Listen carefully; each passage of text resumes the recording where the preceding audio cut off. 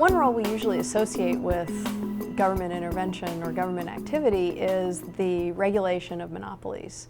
And we think of legislation like the Sherman Antitrust Act as a way that we control the growth of monopoly market power and the ability of firms to come to dominate one industry.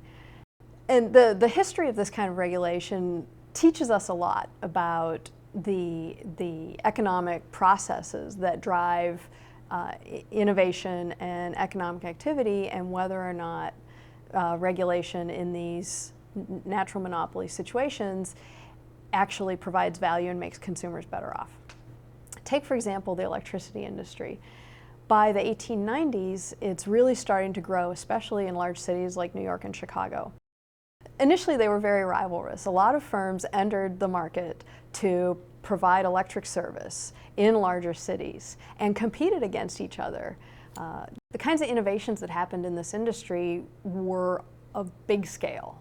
Large generators, lots of long wires, connecting large generators in places like Niagara Falls to cities like New York. And that changed the cost structure of the industry. It changed the cost structure of the industry in a way that the electric company that owned this generator, their fixed cost was very, very high for building these big generators, but then their cost for serving an additional customer was really, really, really low. And so that meant that their average cost per unit of electricity they sold and their average cost per customer really fell, and fell over the course of serving a large number of customers. And in economics, we call this economies of scale. And this economies of scale in the big technologies in industries like electricity really make it challenging to have rivalrous competition. So in Chicago, for example, in the late 1890s, there were about a dozen different firms providing electric service in the Chicago market. But as they competed against each other, they competed so much that they were lowering their prices, lowering their prices, lowering their prices, until price would go so low that they couldn't actually pay all of the fixed costs that they had incurred to build the generators in the first place. And not all of the companies could stay in the market. And that process, over time, led to the consolidation of the electricity industry in cities like New York and Chicago into one large firm.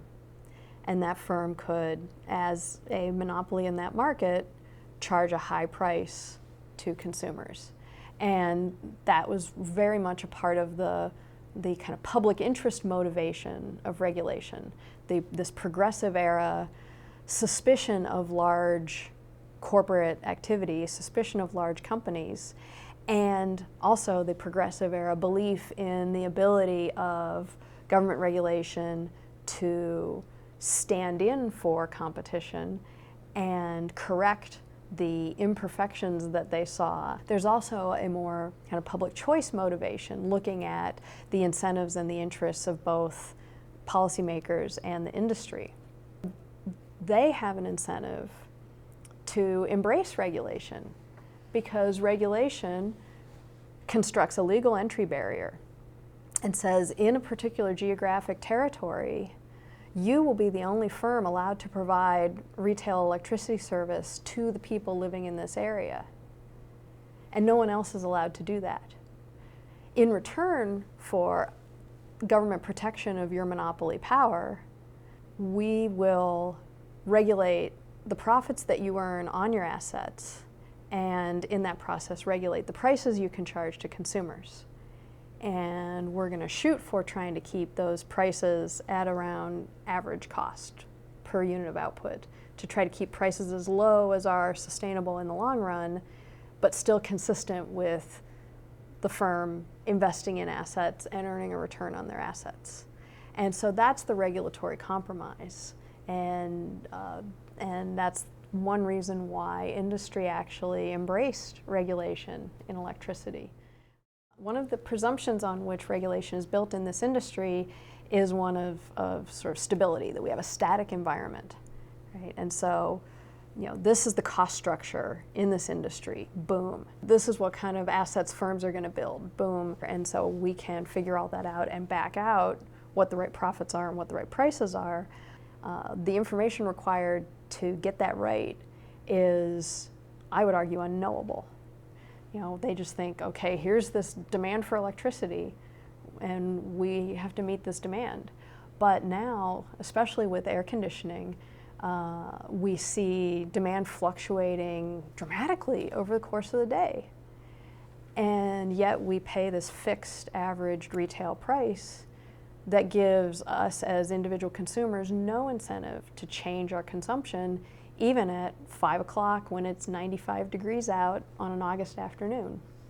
I would argue that today, here we are early in the 21st century, that now is when we're really seeing the costs of regulation in terms of how it stifles innovation. I attribute this to a misunderstanding in the late 19th and early 20th century about what competitive processes actually entail and what drives them and what they create. And that's where we are now, is trying to deal with the fact that the regulatory system of the past century doesn't address, hasn't adapted to, hasn't evolved along with the ways we use electricity, the new ways we may generate electricity, including renewables. It hasn't evolved to take into account the growth of digital technologies that we can use to basically program and monitor our own electricity use and respond automatically to price changes. And so I think that's where we are now, is on the brink of recognizing the costs of regulation. We've focused for so long on the benefits to consumers of having these low, stable, fixed prices and universal service. But now these low, stable, fixed prices are leading to a lot of electricity consumption in peak hours when it's really expensive to provide it for us, and also the environmental concerns. It's generating a lot of emissions in the process. And so those are the 21st century challenges.